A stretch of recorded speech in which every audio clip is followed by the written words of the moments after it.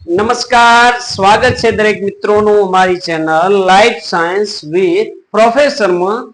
છેલ્લું કુળ જોઈએ જેનું નામ છે લિલિએસી. એકદળી છે, શ્રેણી કોરોનેરી, કુળ છે લિલિએસી, જેને પહેલા લીલી કુળ તરીકે પણ ઓળખવામાં આવતું, હાલ પણ આ નામ ખૂબ જ પ્રખ્યાત છે.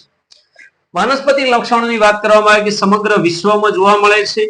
સ્વરૂપ શાકીય, મોટા ભાગે શાકીય હોય છે. આરોહીની વાત કરવામાં કે શતાવરી, મરુદબીજ એટલે કે રણપ્રદેશ, મરુદ એટલે રણ પ્રદેશમાં જોવા મળતી રામબાણ અને મોટા ભાગની કંદ અને ગાંઠ મૂળી સ્વરૂપ ધરાવે છે અને વાનસ્પતિક પ્રજનન એના દ્વારા કરતી હોય છે.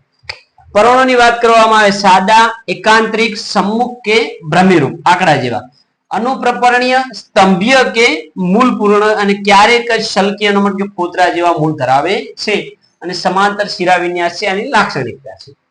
વાત કરવામાં આવે પુષ્પીય લક્ષણોની તો કે નિપત્રી, નિયમિત, ઉભયલિંગી અને પરિપુષ્પ છે. એનો મતલબ કે દલચક્ર અને વજ્રચક્ર બંને જોડાયેલા હશે અને પુંકેસર સાથે જોઈન્ટ હોય માટે પરિપુષ્પ લગ્ન પુંકેસર કહેવાય.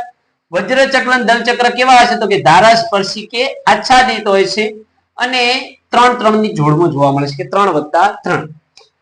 પુંકેસરની વાત કરવામાં આવે કે જેનો તંતુ કેવો અંતર્ભૂત કે બહિર્ભૂત પ્રકારે જોવા મળે છે અને સ્ત્રી કેસરની વાત કરવામાં આવે તો કે ઉચ્ચ ત્રિકેસરી યુક્ત બીજાશય છે.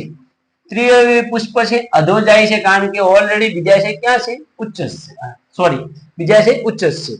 ત્રિકેસરની વાત કરવામાં આવે તો કે અક્ષવર્તી જરાય વિન્યાસ ધરાવે છે, અહીં ખાસિયત છે. એક્ઝામ્પલ એલિયમ સેપા એટલે ડુંગળી, એલોવેરા એટલે કુંવરપાઠું, એસ્પેરેગસ ડેસિમોસ એટલે શતાવરી અને ગ્લોરિયસા સુપરવા વચનાગ આના ખાસ એક્ઝામ્પલો છે. બીજી વાત કરવામાં આવે કે આ વનસ્પતિ સૌથી વધારે ઔષધ અને શોભા માટે કામ આવે છે. એનો મતલબ કે લિલિએસી કુળ છે ઔષધી વનસ્પતિઓ અને શોભા માટે બહુ ખાબ જ કામ આવે છે. હવે આ થયા આપણા કુળોનું પૂરું વર્ગીકરણ. હવે આપણે જોઈશું એક નવા યુનિટ સાથે, નવા ટોપિક સાથે મળીએ એક ખૂબ જ સ્ફૂર્તિ ભર્યા અંદાજ સાથે. જય હિન્દ, જય ભારત.